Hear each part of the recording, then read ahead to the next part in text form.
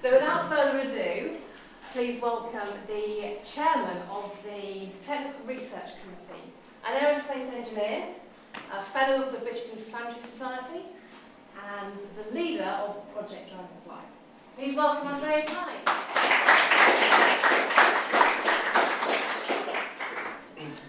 So thanks a lot for the kind introduction. You're welcome. So I'm very excited to welcome all of you today at this remarkable event. So I was actually excited since, I don't know, a couple of weeks, because I'm convinced that today we'll see things that we have never seen in this form before. New technologies, new innovative concepts and designs, and maybe one of these designs, or more of these designs, will actually change the landscape of interstellar travel. And I'm quite convinced that some of this input we will see today will have the potential to change the landscape of interstellar flight.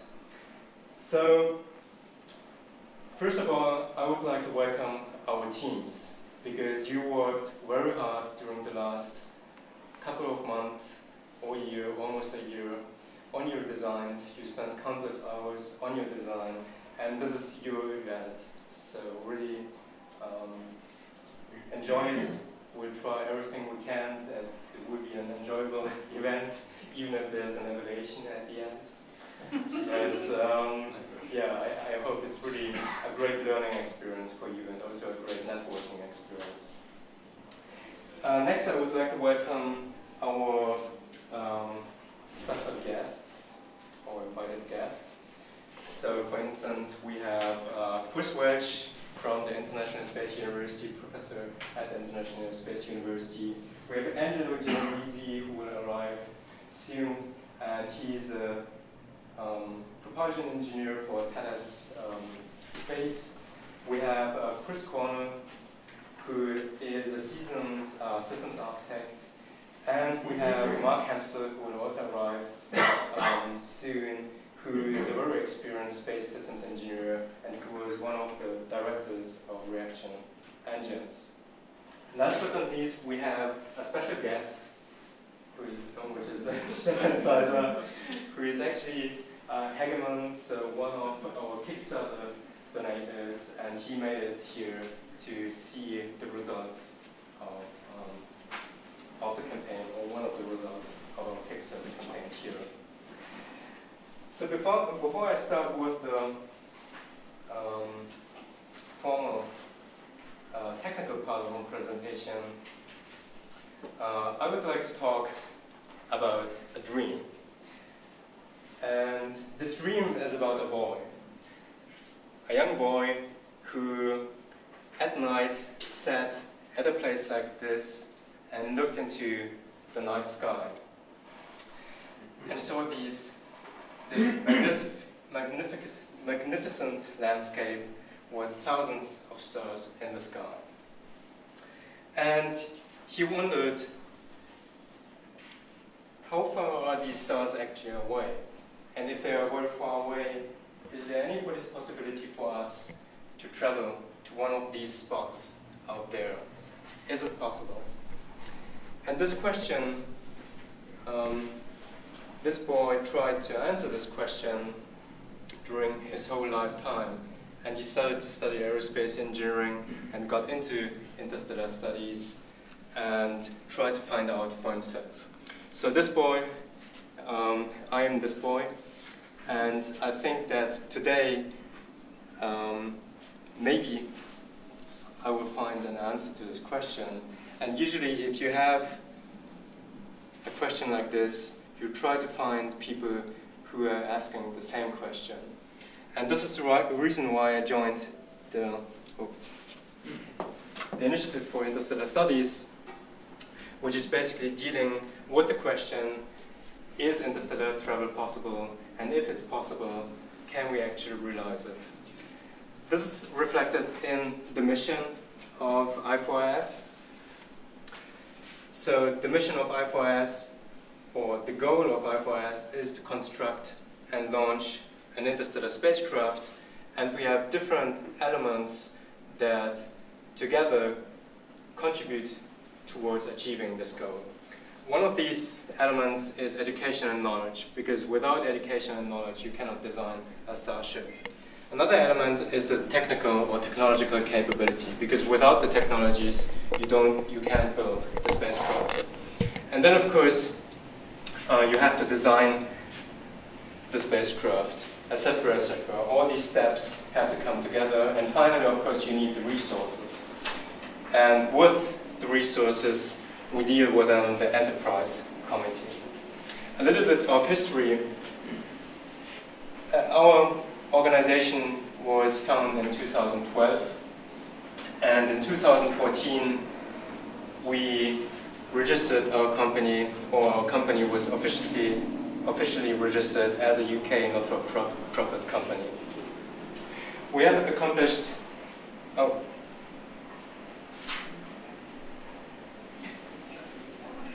think the present. You just keep speaking. A few slides missing.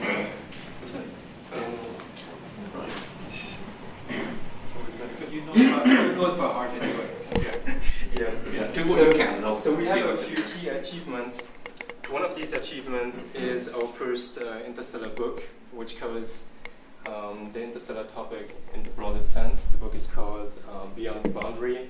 We also have co-supervised a couple of projects with the International Space University, the most notable project being the WARR project, where we assess a manned interstellar mission. And as an accomplishment to come, we have probably the first feasible small-scale interstellar probe, and this might be the result of this workshop today. Okay, I think that's it. Okay, I'll show you. Yeah, sorry about that. Okay, so Got the wrong thing. so here we have a picture of a spacecraft. Does anybody know which spacecraft this is? Yeah, okay. As the wrong audience.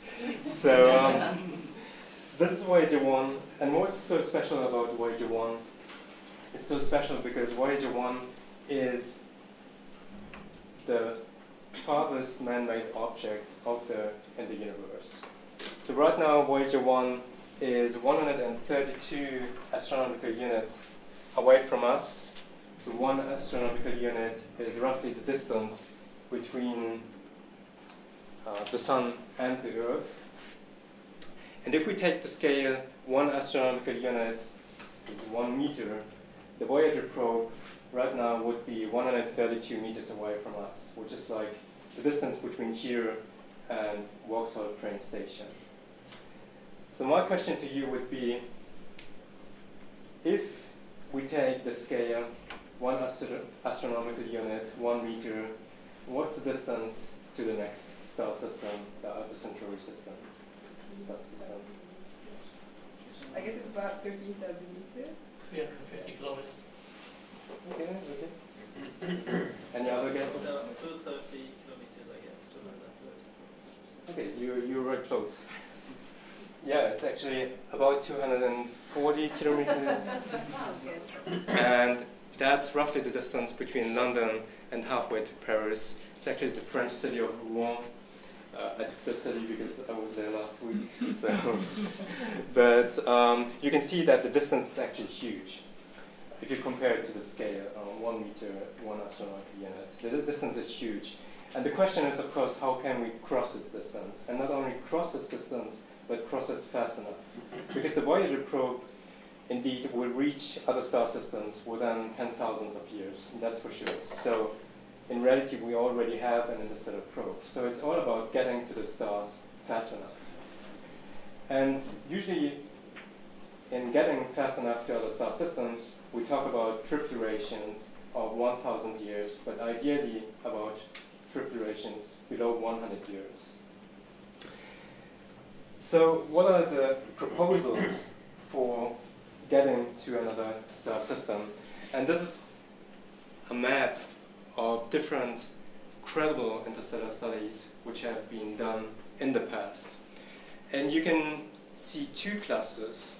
So one cluster is located down here, It's a cluster of rocket-based propulsion or studies based on rocket-based propulsion systems.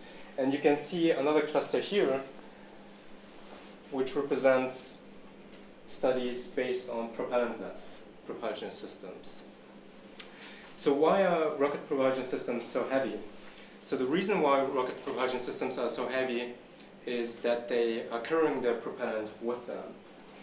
And the rocket propulsion system needs to be very efficient in order to reach the stars quick enough. And it doesn't need to be only efficient, it has to carry sufficient propellant with it. And we talk here about 10,000s or hundreds of thousands of tons of propellant that have to be carried with the spacecraft. With propellantless systems, you don't have this problem because the energy source is external to the spacecraft. We have Robert Forward's microsail Star Wisp designed here, which is propelled by a microwave emitter in our solar system. Then we have Robert Forward's laser sail study, where the laser is located within the star system, and you have a sail-based spacecraft which is pushed by the laser. So as you can see here, there's a gap down here.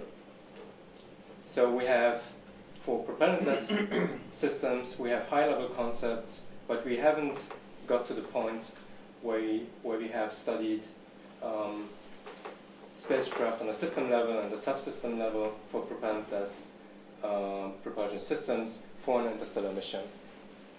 And this is exactly the gap we would like to address by Project Dragonfly. So Project Dragonfly intends to address this area down here. So a spacecraft with a mass maybe below 10 tons, ideally below 1 ton, and add a subsystem level detail or design on a subsystem level. Okay, so why Project Dragonfly now? By the way, the name Project Dragonfly stems from a novel written by Robert Forward, and we took this name in order to honor Robert Forward, who came up with the laser sail concept first. So why Project Dragonfly now? We decided to look into Project Dragonfly at this point because there are two technological trajectories that are now prevalent in the space domain.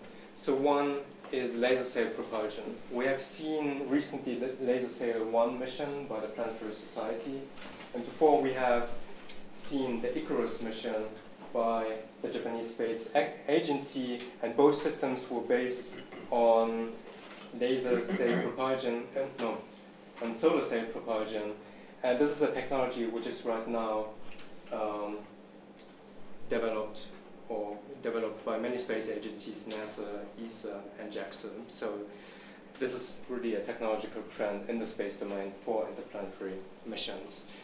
And we have a second trend, which is the development of small spacecraft.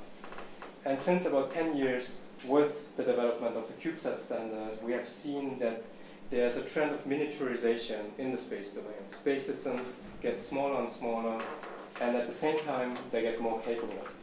So today, a CubeSat, so a satellite with the size of a cube with a length of 10 centimeters, is capable to do the same stuff Sputnik did a couple of decades ago, weighing about 38 kilograms, I think. And now we have a CubeSat which weighs 1 kilogram.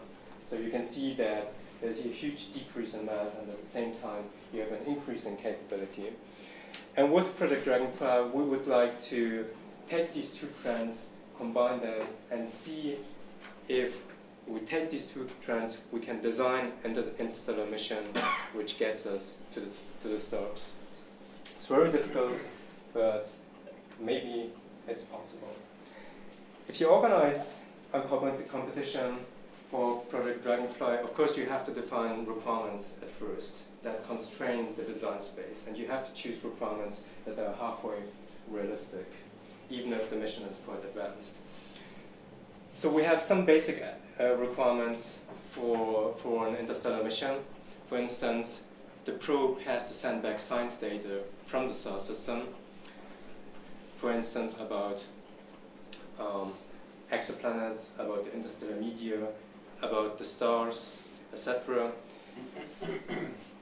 And as a second requirement, we have the limitation for the trip duration of 100 years. So the spacecraft has to reach the target star system at or below 100 years, a duration of 100 years. Furthermore, we have more technical requirements. So one is that the beam power of the laser needs to be below 100 gigawatts. The spacecraft also needs to be decelerated in order to allow for increased encounter time with the star system in order to return valuable science data. And of course, the spacecraft needs to be sail-based, and it needs to use current and near-future technologies. We also have a bonus requirement which says that the spacecraft also should reach other star systems within 10 light years distance. So we originally had 7 contestants for competition, and this number of contestants was reduced to 4, and today we are happy to welcome 4 teams who will present their studies at this workshop. First of all, the Cairo University team, then we have the University of California Santa Barbara team, and then we have the Cransets team represented by students from Cranfield University, the Skolkovo Institute for Science and Technology, and the University Paul Sabatier. And last but not least, we have a team from the Technical University of Munich.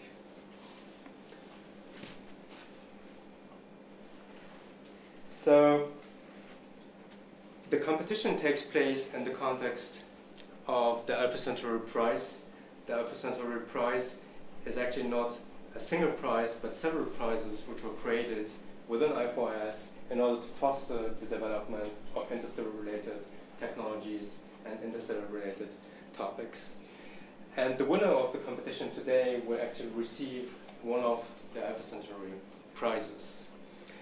How does the day proceed? So first we have the presentation by the 4 teams, and later that day we will have the review panel assembling and assessing the presentations and the Q&A sessions with respect to the team's performance, and then we will make a decision about who will be the winner or who will be the winners of the competition. So with that, I would like to close my introduction, and I would like to invite the University of Munich team here to present their design.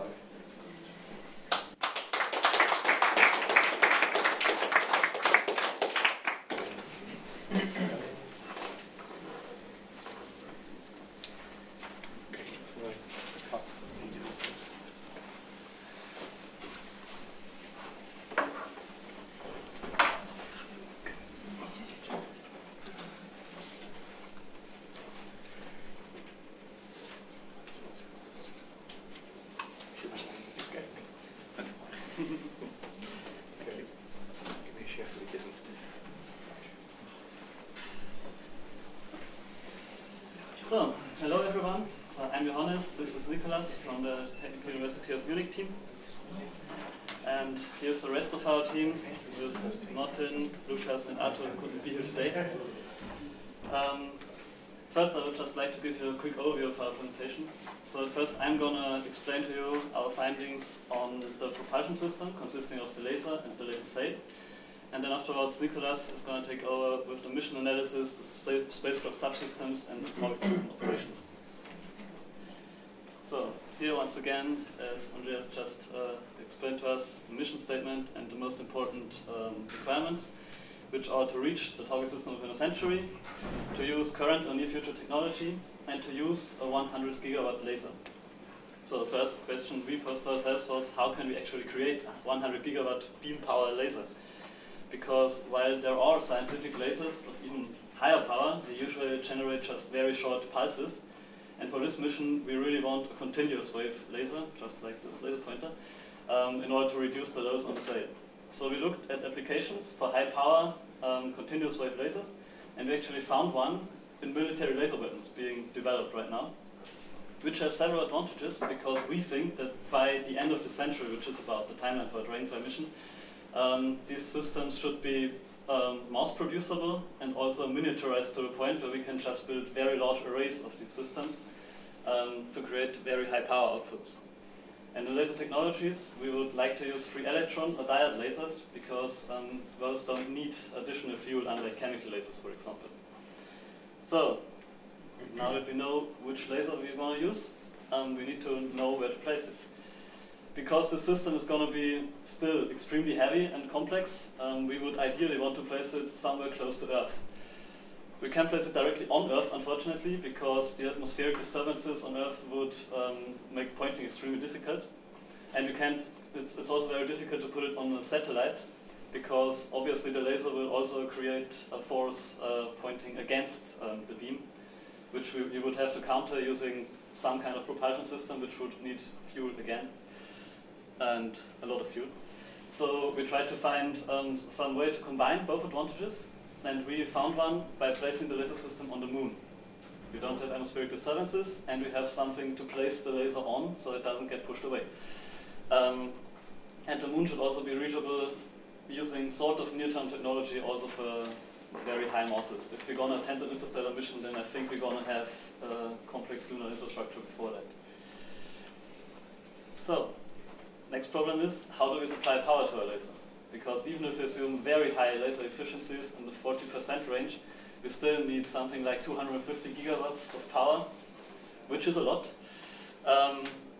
So for comparison, if we use solar power at the solar constant around the Earth, we would need a solar power field of 21 by 21 kilometers to power the laser. We looked into proposals for solar power satellites for this. One main disadvantage is that they use microwaves to transmit the power, and due to high transmission losses, we would need to place the solar power satellites in moon orbit, so we can't also supply the Earth with power with this system. However, we may have a way to still get use out of them. So, after the laser is dealt with, we still need to get the power to our probe, and we can't just point the laser at it, because at these long distances that are involved here, the laser beam would diverge simply by going through a vacuum. Now the divergence is based on the wavelength, but in order to keep it small enough, you would need to use an X-ray laser, and then you would have extreme difficulties getting the power back onto the sail, so it wouldn't just pass straight through it. The concept proposed by Robert Forward, which is still the one mostly found in literature, is to build an extremely large Fresnel stone lens with a diameter of several thousands of kilometers. But we think this doesn't look feasible with near-term technology to us, because even if we can build a structure of that magnitude, we still need to point it extremely accurately, and we also need to place it somewhere very far away from celestial bodies so it doesn't get pulled apart by gravitational gradients. So we proposed a different way, using an array of mirrors with adaptive optics, and each mirror focuses its own light onto the sail. And this also gives us an additional use case, because after the interstellar mission is over, we could use this laser array to power missions inside our solar system or colonies on outer planets, which otherwise couldn't be powered using solar. So we could use the moon basically as a power center for the solar system, this concept. Now the main problem we encounter is still the extremely high pointing accuracy required. So as you can see, if we accelerate over a distance of about 2 light years, which is what we come to in our design, then the pointing accuracy needs to be on the order of 10 to the minus 13 radians. And just for comparison, the current state of the art for the James Webb Space Telescope, which has the best pointing accuracy of any telescope ever, would be 5 orders of magnitude less than this. So there's definitely still a lot of development to be done.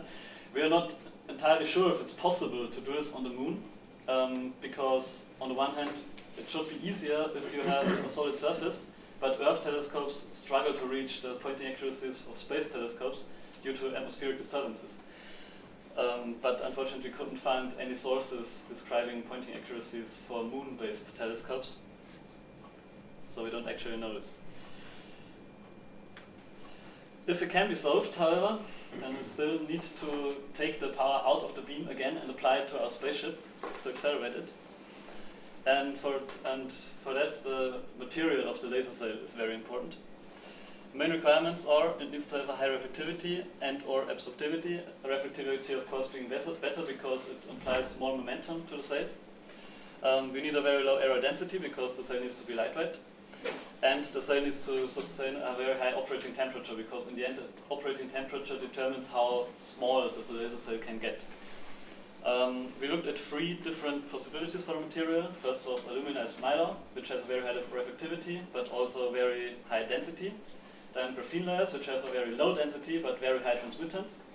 And then a graphene sandwich, which was first proposed by Metlov, I think, plated on both sides with layers of alkali metals. Unfortunately, it still has a very high transmittance, so we experimented with using several layers of this graphene sandwich behind each other. And obviously there's a trade-off here, because the more layers you use, the heavier the sail gets, but the more layers you use, the more power you get onto the sail. So we can actually find an optimum here. The alkali atoms used limit the temperature to 450 Kelvin, and we could get a lot higher if you use beryllium, for example. But we actually found that the smallest possible attainable sail diameter is not actually our optimum for our mission. Because first, pointing requirements. The larger the sail is, the easier it is to point the laser at it. And also because of structural reasons Nicholas is going to get to later. So in the end, what we came to, our optimized mission design, was a 19-kilometer diameter sail with 3 layers. Okay. Thank you. So, on this note, I would like to move on to the mission analysis of our design concept. From the beginning, we discriminated between 3 different phases, this being the acceleration of the spacecraft using the laser technology, then the cruising phase, where the spacecraft had achieved its maximum speed and just propagates through the vacuum, and finally the deceleration stage, which is necessary in order to bring down our speeds in orbital values and be able to perform operations for science data on the target system. Finally, the target system operations were treated separately and will also be presented later on.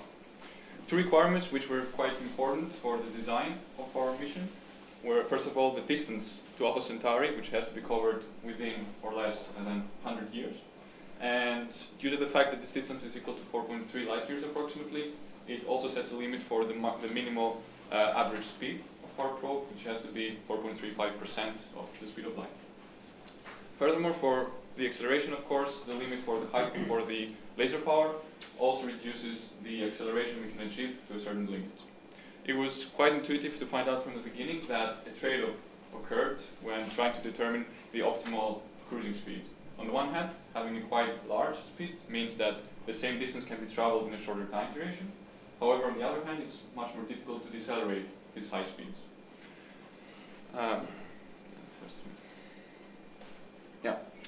So we identified the system of deceleration as being the critical driver for our mission. One of the concepts that we examined was the one of the magnetic sail. This is a quite simple concept and relies on a superconducting loop, which allows current to flow through it, thereby creating a magnetic field. And upon interaction of this magnetosphere with the incoming ions of the interstellar space, it imparts a force due to the deflection of these ions in different directions. A further analysis, numerical analysis of this method showed the dependencies of the force from the radius and the current, and it was obvious that a larger radius also profits the thrust. And of course, a higher current increases the magnetic field strength and therefore also the deflection of the particles, thereby imparting a bigger force on our sail. However, it was found that at lower speeds, the sail loses its attractiveness and effectivity. This due to the fact that very slow incoming particles can no longer impart a big force on the sail, and therefore a trend was found where the magnetic sail was much more effective at higher speeds. In order to overcome this problem, a further concept was examined, and this is the one of electric sails. Electric sails are quite similar to magnetic sails, but consist actually of tethers, which are charged on a very high positive potential. And upon interaction with the incoming protons of the interstellar medium, they can deflect them again through the interaction of the electric fields, and thereby again impart a force on the spacecraft. One disadvantage of this system is the fact that it can also absorb electrons of the interstellar medium. And in order to keep the voltage high and at a constant rate, an active voltage regulation system, or else an electron gun, would have to be brought on board, which also takes up quite significant mass.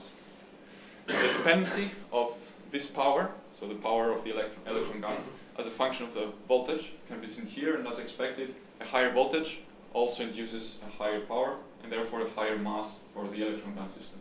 On the other hand, this image right here demonstrates that a higher voltage also means that a higher force can be applied on our sail.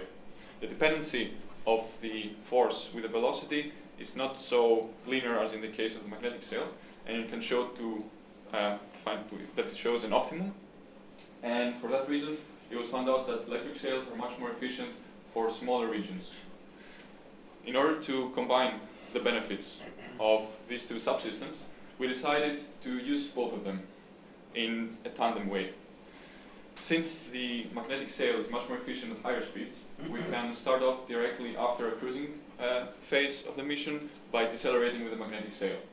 As soon as a point in the velocity is reached where the magnetic sail is no longer effective, we can switch off and operate the deceleration phase with the electric sail.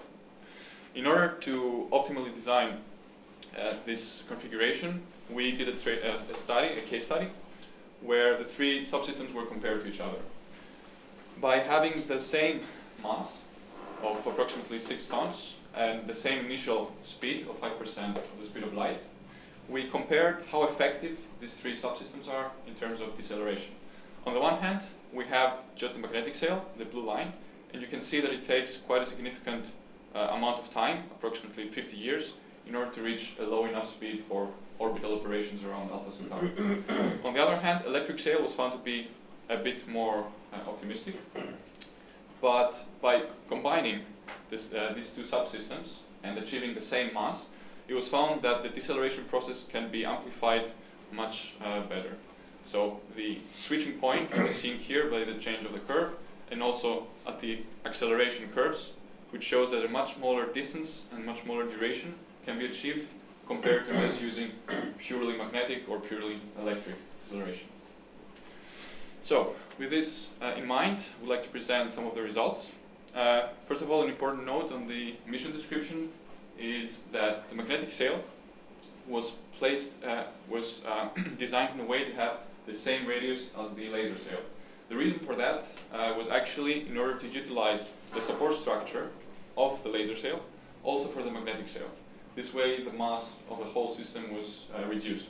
And this is also the reason why Johannes previously mentioned that the smallest radius for the laser sail is not the optimal solution. On the one hand, having a smaller laser sail would mean that a smaller mass is present, but on the other hand, since the radius of the magnetic sail is equal to the radius of the solar sail, the deceleration process would then be compromised. For that reason, the optimum was somewhere in between the minimum and the maximum possible radius. Our results for the trip duration for different masses of our spacecraft, excluding the sails, can be seen in this diagram. So on the one axis we have the spacecraft mass, the bus mass and the payload in the sun, and on the other axis the trip duration. And we can observe that at approximately 100-year duration, a 4-ton spacecraft is feasible with our design. Moving on to, since we have a limit of 4 tons, let's see how the power budget looks like. Of these 4 tons, we made the assumption that a bit more than 10% can be used as payload. This is actually quite an optimistic assumption, but still we project that in the next century it could be able to miniaturize it in a way that that even 10% of the total spacecraft mass can be useful payload. So the payload is approximately 500 kilograms, whereas the spacecraft bus supporting it is approximately 3.5 tons. The rest of the sails can be seen here, with the laser and magnetic sail making up of 5 tons each, and the E-sail being a bit smaller with approximately 2.5 tons of mass. This sums up all in all to a 15 tons starting mass for our project. So, a description of the mission can also be seen here. The three phases of acceleration and deceleration can be observed. On the first image, we have the configuration of our spacecraft for the acceleration phase. Where you can see that the electric sail with these tethers, the laser sail and the magnetic sail are present. But after the cruising phase has finished and the laser sail is no longer of use, we can eject it, thereby leaving just the spacecraft with the tethers and the magnetic sail. Finally, after the deceleration with the magnetic sail has stopped, we can also detach the system from our spacecraft, thereby leaving only the spacecraft with the tethers, and this is also the configuration which performs the science mission at the target system. Note that these are not scaled since the sail is much bigger than the spacecraft. And some important figures we have summed up there, but I will not go further into details. The most important ones are maybe the end velocity, so the maximal cruising speed that we have achieved, which is close to 9.7% of the speed of light. And the duration of the acceleration is approximately 45 years, whereas summed up, the deceleration takes up approximately 58 years. And the final speed is approximately 200 kilometers per second in order to be able to insert our spacecraft into orbit around one of the two stars. Some subsystems which show to be quite significant for our design is the power system, which has to be long life, has a long lifetime, and also low mass. And the three possibilities which were mostly examined were radioisotope thermal generators, which have actually flown in interplanetary probes. However, the half-life of the nuclear material combined with the long duration of our mission rendered them insufficient for the power production. On the other hand, solar panels could be a solution. They could utilize directly the light from the laser source. However, we went for a more elegant solution in our point of view, and this was the use of electromagnetic tethers. The reason why this solution was chosen, although solar panels could also be feasible, is that we already have on board an electric sail. Since the electric sail can also be used as an electromagnetic tether while not operating, we could save a lot of mass due to this dual nature of the electromagnetic tethers. The main operating principle is actually that the interaction of the electromagnetic tether, a charged tether, with the magnetic field creates an extra voltage due to induction, and thereby, by absorbing electrons from the interstellar medium, can provide power to our spacecraft. Another subsystem which had to be treated with caution was the communication system. The two main ideas which were examined were optical communications, namely lasers, and radio frequency communications. We finally went for an optical communication system due to the smaller divergent losses. And some architectures which we went through. One of them was, for example, gravitational lensing, but it was dismissed quite early in the process since there is no celestial body between the Earth and Alpha Centauri which would provide this gravitational lensing. And therefore, we analyzed reflector architecture, in which the sail reflects part of the incoming laser power, modulates it, and sends it back to the Earth. However, since the light has to travel the double distance, the losses were found to be extremely high. Another source, a bit more exotic, would be to modulate an external signal, for example, obscure Alpha Centauri system, and thereby encode information on the light coming from this target system. However, the signal-to-noise ratio was found to be extremely low, and no information could be efficiently provided to the Earth. Therefore, a quite standard architecture was chosen, with the spacecraft as a transmitter and the Earth as a receiver. However, this was connected with extremely high mass of the system. Moving on to the payload, our final subsystem. The science goals we want to perform on Alpha Centauri would be, first of all, studies of interstellar medium on the way to get there, also physical studies of the target stars, and detection and investigation of the planetary system, potential planetary systems, and even search for biological markers. The instruments we would have to bring on board in order to perform these measurements would be particle detectors and telescopes, planetary orbiters or planetary landers for the planetary bodies themselves. A problem we encountered during this process was that the miniaturization of most instruments is difficult or even impossible. Although particle detectors and spectrometers can be miniaturized and fit even on CubeSats. They have actually flown on several missions. We found that telescopes are physically limited by the physics themselves. So if we want to measure a specific wavelength, the size of the telescope has to be of a specific volume, and even splitting it up to adaptive smaller structures, the mass kind of explodes due to the formation keeping requirements for the propulsion system. For that reason, since the extremely low payload mass we found of approximately 500 tons was there, we weren't allowed to perform any extensive science program, and the instruments we decided to bring on board were only a suitably large telescope in order to be able to detect the potential planetary systems and perform measurements on the target stars, and a swarm of nanosatellites, mainly CubeSats, which could be ejected from the mothership in a way and perform measurements in different orbits, as I will explain now. So for the target system operations, it's very important to mention that the planetary orbits of the Alpha Centauri system are not known. Therefore, en route to Alpha Centauri, measurements would have to be made with the onboard telescope in order to find out whether there are planets and where exactly they are located. As soon as this information is sent to Earth, and if the mission control decides which orbit has to be taken by the spacecraft, we can place our probe in a desired orbit. It has to be mentioned at this point that the e-sail, which is still on board of our probe, can be used as a propulsion system. The only difference in this case of an interplanetary mission at the target star is that there is no longer the interstellar plasma, and the only source of propulsion is the solar wind itself. However, the solar wind is directed only outwards from each star, and that's the reason why a force on our spacecraft can be achieved only outwards. And this is the reason why we injected our probe into an orbit with very small radius around one of the target systems, of the target stars. And while observing the system, we can spiral outwards towards other orbits of potential planets, thereby leaving and ejecting some of our CubeSats in order to perform measurements in this neighborhood. In case our telescopes on board found out that another planet could be very interesting in the other target star, we could perform a maneuver in the three-body problem with our onboard e-sail and thereby leave our star and get captured around the other star. Finally, a spacecraft description can be given here. Again, the most important subsystems are shown with the laser sail, the magnetic sail out in the outer radius, the electric sail with its tethers, the solar array, which is used for power generation at the target system, the spacecraft bus, the thrusters for attitude control, telescope for the measurements, and finally the communications laser to send the data back to the Earth.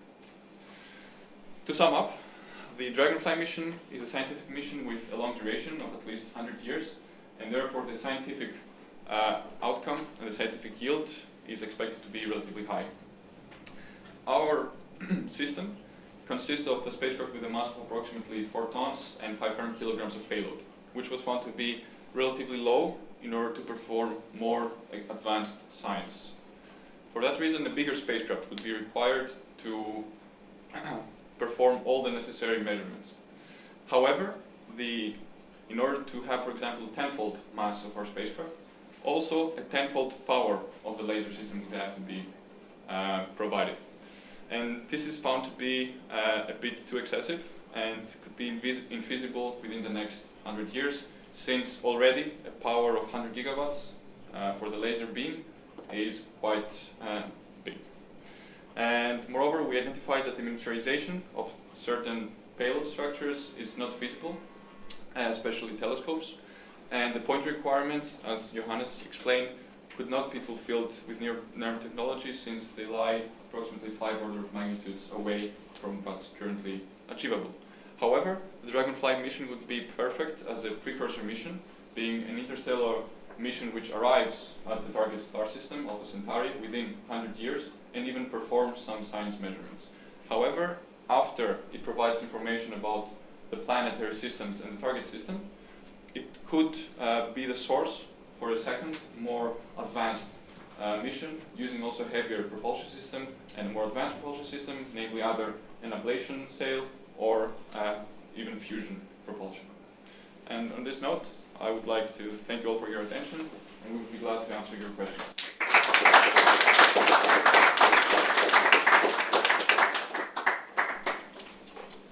Yes? This is a very dumb question, I hope. If you can use magnetic and electric means to slow up, why do you need a laser in the first place? Couldn't you use those means to accelerate as well? No. The main operating principle of the magnetic sail is that there has to be an incoming flux of protons in order to deflect them and thereby impart the momentum on our structure.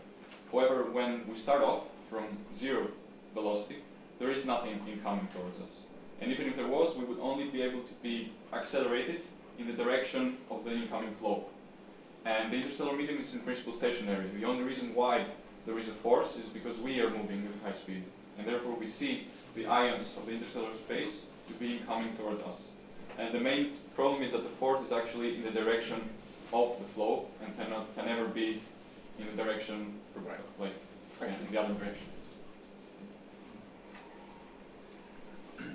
So you said you need a solar field size 21 kilometers by 21 kilometers, and this would be located then on the moon? And where would it be Either located? on the moon or a moon orbit. So you could either use solar power satellites in moon orbit or a laser system on the moon.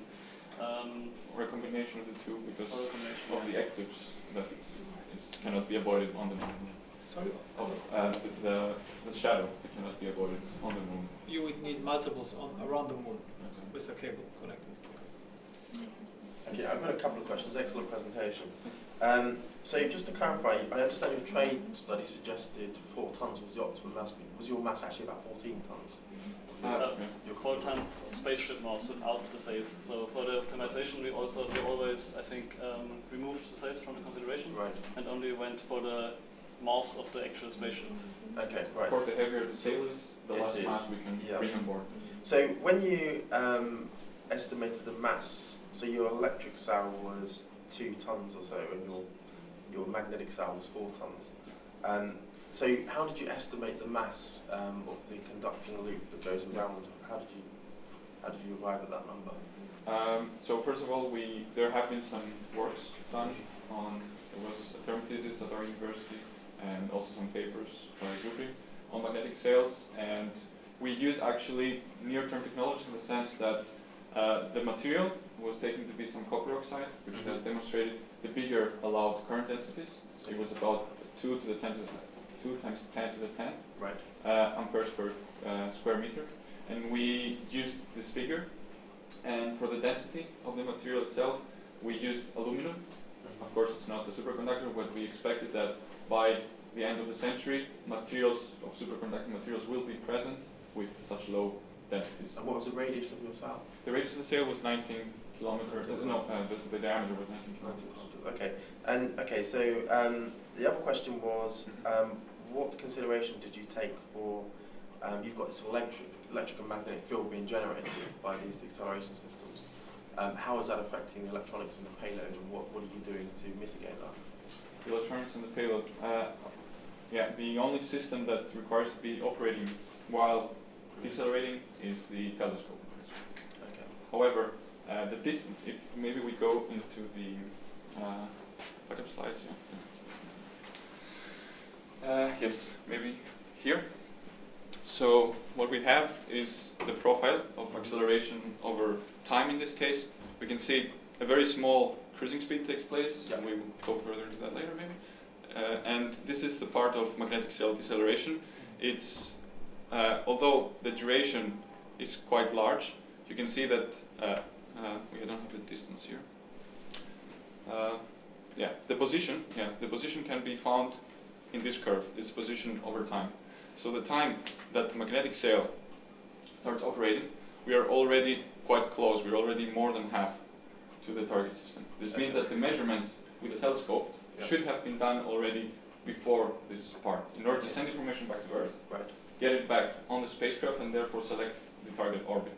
For that reason, there should be no interaction between the magnetic field or the electric field and the onboard. Okay, so this goes to my next question. I've got 2 more. Yeah. Okay, next question, which is, you've got telescopes on board, and assuming you're launching this, in 50, 100 years from now, telescopes in Earth orbit are advancing so rapidly that probably within 100 years you can pretty much characterize the system of another star. So what's the science advantage of having telescopes on board the spacecraft and adding that extra mass to the budget compared to the value you get from the telescopes at home? Yeah, we made the assumption that we're not certain whether this technology will be present. So if we can actually characterize all planetary systems and details for the stars themselves from Earth or from satellite-based satellites, we made this assumption in order to be sure that the information about the planets and the planetary system will be there when we arrive. Okay. So final question. You've got 100 of these beams on the moon.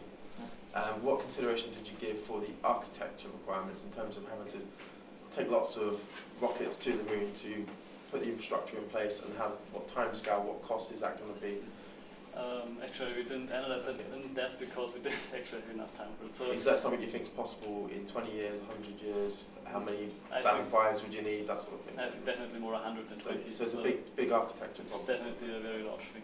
Yeah. If I can jump in there, because the idea of using solar arrays on the moon to generate power and use lasers has been fairly extensively looked at as an extension of the space-based solar power. There's an alternative concept, lunar space-based solar power. Dave Crisworth in Houston was, I don't know, he's been working on it for at least 20 years. It doesn't get as much publicity as the space-based solar power, but he has an interest. There's some Japanese people who have come up with this conceptual design for an entire sort of kind of band of solar cells around the moon generating power. And if you were to, if you were to have that sort of infrastructure in place, I might think it's kind of outside, but if you have that as an enabling technology, then you can launch these things off all over the place, as long as you can point the laser beams. But that specifically uses a laser beam, intends to use a laser beam to get the power back down to Earth. You've got very similar problems, so it would be worth, I think, looking at the sort of synergies between those two areas. Because if you take the laser power supply as a given, someone else has done that, and then you can focus on the spacecraft. I did have one kind of technical question about you said when we get there we'll fire off some CubeSats now, or the equivalent. What's the kind of communication going to be like between the main probe and the CubeSats? It's very well launching them off, but if the probe then goes over, are they going to be able to communicate with the probe? I mean, So they have to be, because the CubeSats can never have an interstellar communication system on board.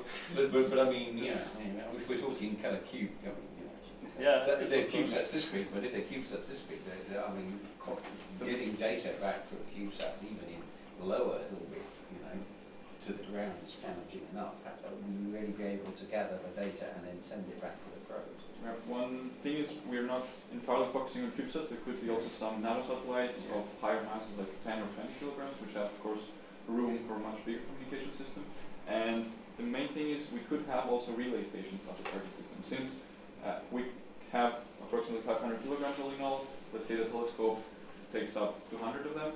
So the rest of the mass allows for several systems, and there are several satellites, and therefore the relay stations at different orbits around the target system could be feasible in order to make sure that communication with the motherboard would be possible, which then redirects the signal towards Earth. So effectively deployable communication relays. Exactly. Drops as you fly. Of course, as you mentioned, having a CubeSat at the distance of 100 astronomical units, for example, from the main ship would be infeasible in terms of communication.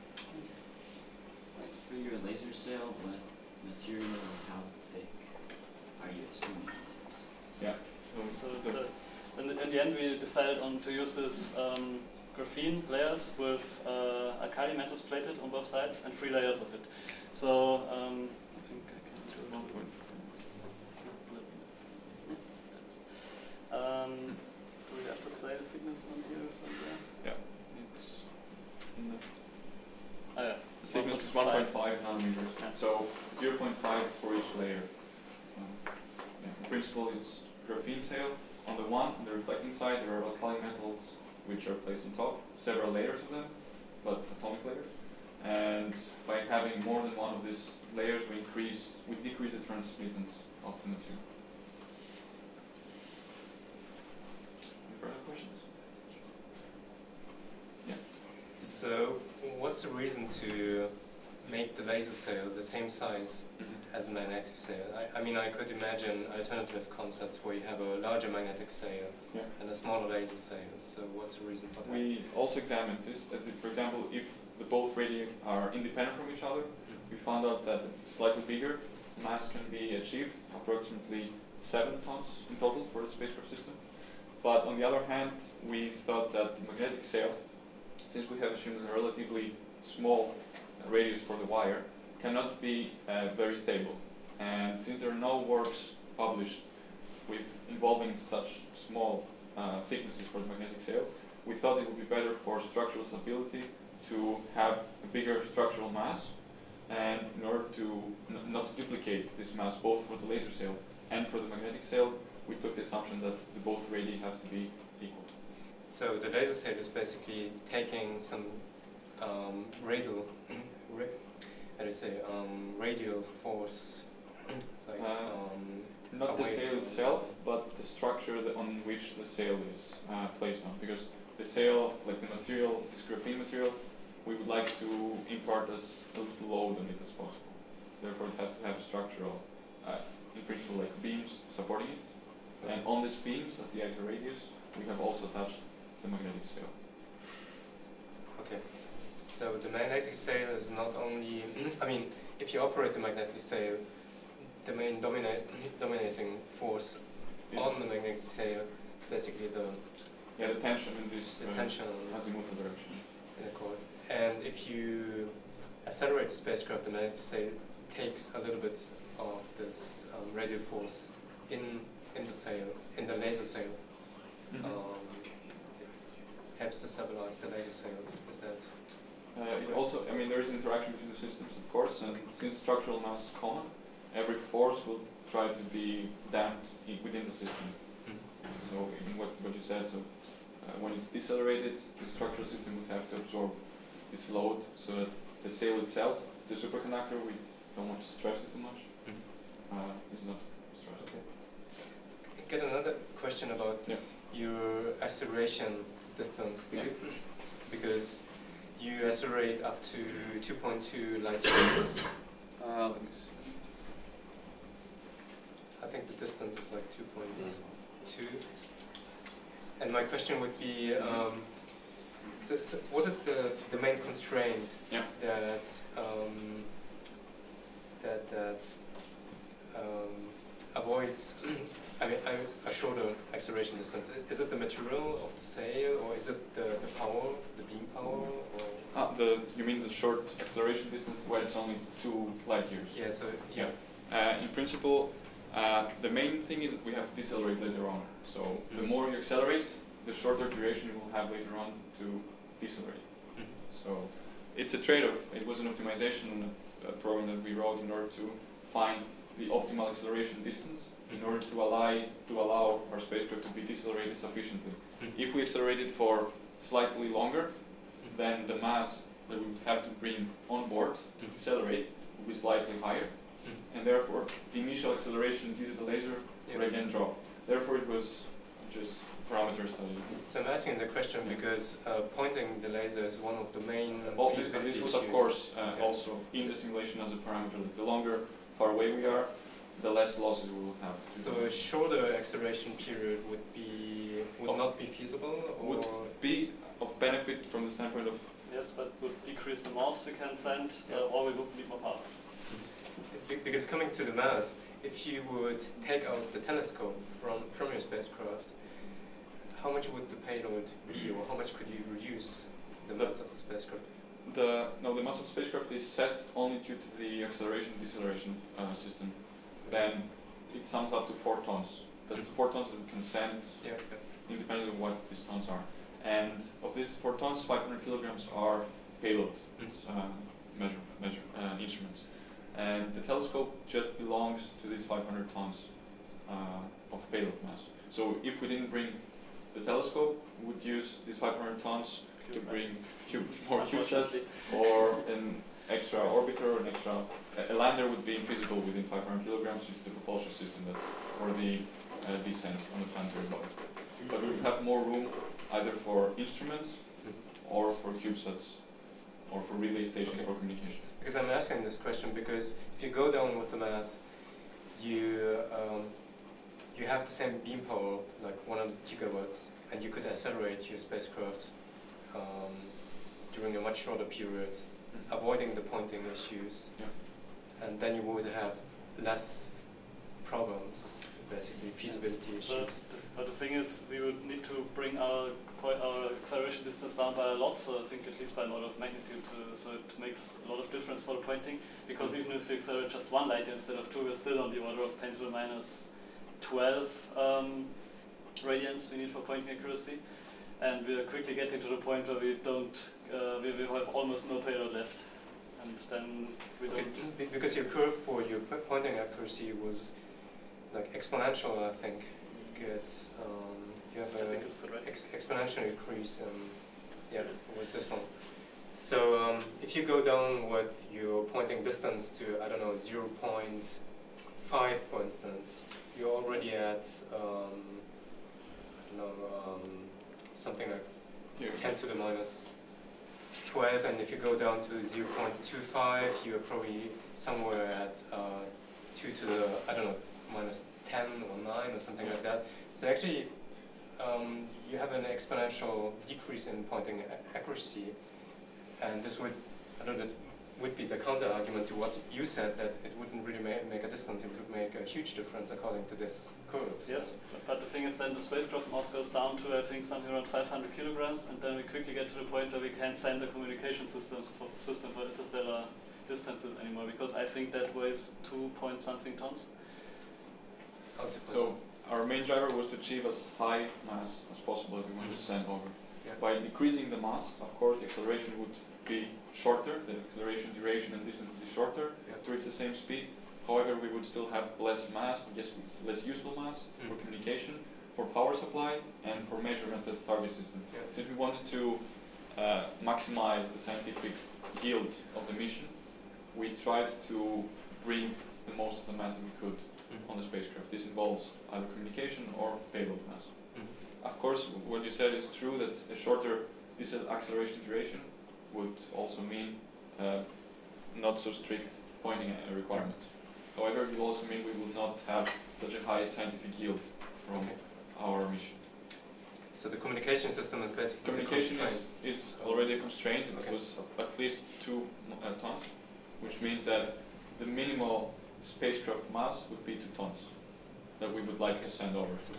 Okay, what's the data rate you consider? We had during interstellar, during the cruising phase, we don't want to transmit so many data while measuring the interstellar plasma, and this was said to be 60 bits per second, if I remember correctly. I don't know actually. The problem is that the guy who did the communication systems isn't here today. So Okay, no, we're not entirely sure. At the target system, of course, and during measurements with a telescope, higher data rates were chosen, which were less than 1 megabit per second, of course. I think it was 100 or 150 kilobits per second. Okay. So I'm asking this question because if the communication system is the constraint, then what's the sensitivity with respect to the data rate, for instance? So is it like linear, or is it? It is not linear. It's hyperbolic in principle, because. Okay. Okay. And the other thing is, it's not only the communication system. That's it. I mean, we want to send useful mass as well. It's not just the communication system that we want to reach. Of course, this would be a precursor mission for a Dragonfly mission, maybe. What we have presented here, just to send a probe, no matter how small it is, to achieve interstellar missions within 100 years. However, we want to take that a step further and also perform science during doing this, while we're doing this. And that's why we want to have a slightly higher mass budget. But what your points are, of course, valid. Are there any other questions? Because I still have one. So our solar power satellites. I mean, one of the requirements for the competition was that it's based on, I don't know, solar power satellite concepts which are out there, which is the case with yours because lunar solar power satellites have been quite intensively been studied. But one of the questions would be, why don't you use, for instance, if you assume that there are solar power satellites, I don't know, in geostationary orbit, in geostationary orbit, which is a likely place for solar power satellites to be. What about solar power satellites which are decommissioned?